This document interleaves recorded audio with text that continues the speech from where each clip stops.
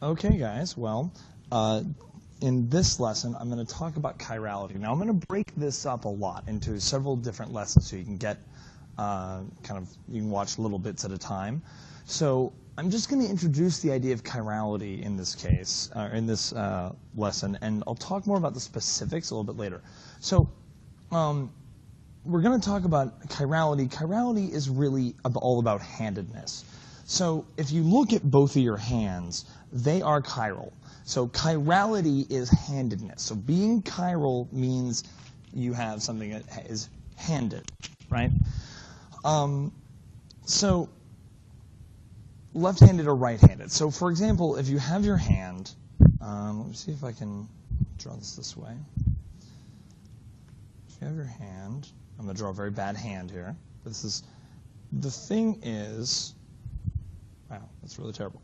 The thing is, this is clearly a left hand. I'm going to put the fingernails here because that's actually pretty important to do.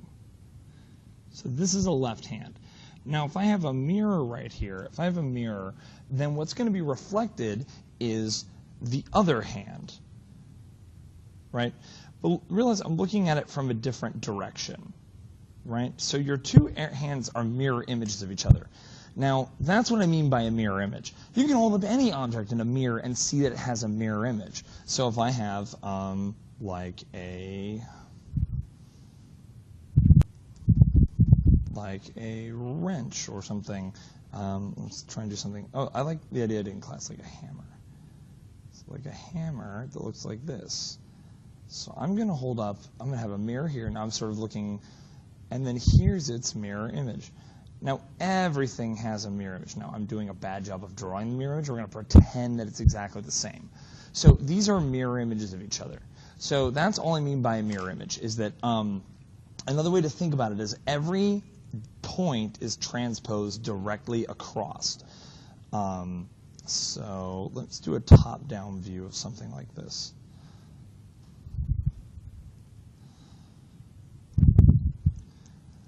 I'm looking down on a person, and here's their left arm, and then their right arm, and in their left hand they're holding a blue ball, in their right hand they're holding a blue ball, and this person particularly has, let's say, they have their hair colored funny.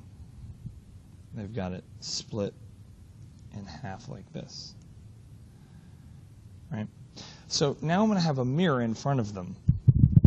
And what's going to happen is, when I mirror image it, the blue ball is going to appear directly in front of the other blue ball, and the red ball is going to appear right here. And what happens is I get this, and here is my mirror image, right? This is different from what we get if we just turned the person around. If the person just were to walk around and stand facing the other direction, you realize that it would look like this.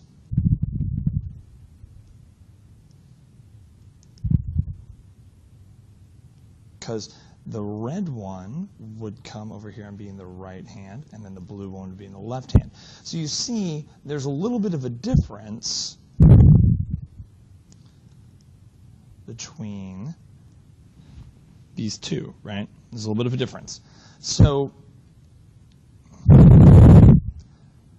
I can't, so there's not the same thing. It's not the same thing as just turning it around. So the mirror image is every line or every point is transposed directly across the mirror, like that. Okay. Now, I don't want you to think that having a mirror image makes something chiral. A mirror image is just the reflection of an object in the mirror. Everything has a mirror image, whether it's chiral or not chiral. The difference is superimposable mirror images or non-superimposable mirror images. So when we say superimposable, to superimpose is to put something on top of something else. If we say that they are superimposable, we mean that images that coincide at all points, meaning that the mirror image is the same as the original in all ways. Totally the same. Non-superimposable mirror images mean that they're not the same. And I'm going to show you some examples of each. So if we go back to hands, a hand, right, And actually, it might be easier to do a mirror this way, and I'm going to draw a very bad hand. I'm going to do a mirror here, and so that means that the thumb is going to be here, and then we've got finger. Again, we're going to have to forgive my art a little bit. But you can see pretty clearly, and if these are fingernails, which I'm drawing hastily, if these are fingernails, you can see that these are not the same hands, right? They're obviously different. This is clearly a left hand, this is clearly a right hand, right? There is no way, if you look at your hands right now, there is no way to turn them and make them look like the same hand. When you look at a hand, you can tell if it's a left hand or a right hand, right? And you might say, well, Steve, I can flip my hands over and I can put them together like so, where I've got one hand like here, and here's the thumb, and then I've got another hand like this, and here's the thumb, and I just put them together. But that isn't the same, because the fingernails are here, and the fingernails are here, and you're never going to make a left hand look like a right hand. You could turn it upside down, but that's not going to help, right? You can't put a left hand in a right glove. So that means that they're not superimposable. Let's do something maybe a little simpler but a little more abstract at the same time. Let me go back to the guy holding the balls. So, actually, no, I like the hammer idea first. Let me go back to the hammer. The hammer is here, and here's its mirror image. Now we're just looking at shape, right? These are the same thing. If I were to flip this hammer around, it would be exactly the same thing, assuming that there's no distinctive markings on the left or right side of the hammer. It's not chiral, right? It's got a plane of symmetry in it, right down the middle. If you look at a hammer like this, straight, I'm looking at it dead on, there's a plane of symmetry, right? I could flip this hammer around, and it's the same hammer. A spoon. If you're at home and you want to see chiral, take 2 spoons. Go look at a mirror. Hold up one spoon and you'll see that reflected in the mirror is another spoon.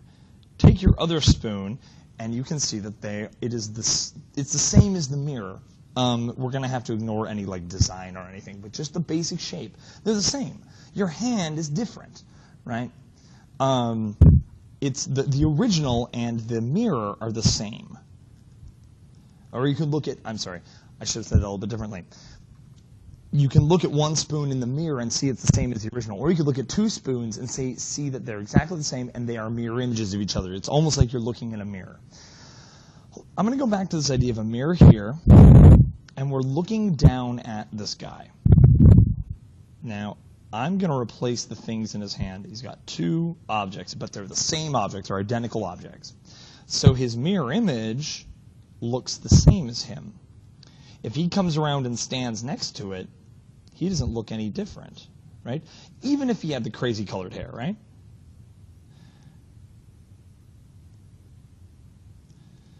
Even if he has the crazy hair like this, front and back, right? He's the same as his mirror image. You see how these 2 things are the same? What I'm going to do differently now is I'm going to take away the objects in his hand. And I'm going to replace them with the colored objects again. So notice, I want you to understand that these 2 that are facing each other, these are mirror images. Blue ball means that this is a blue ball. Red, nope, I meant to have red there. Red and red. But if you were to come around and stand next to the mirror images, if you could, you'd find out that the red is there and the blue is there, and you notice that these are not the same. These are not superposable. They're not superimposable. They are not the same thing because they don't have a plane of symmetry here. Notice he's not the same on the left and right sides. So not having that plane of symmetry makes him not superimposable. So the terms we use to describe this in chemistry terms are chiral.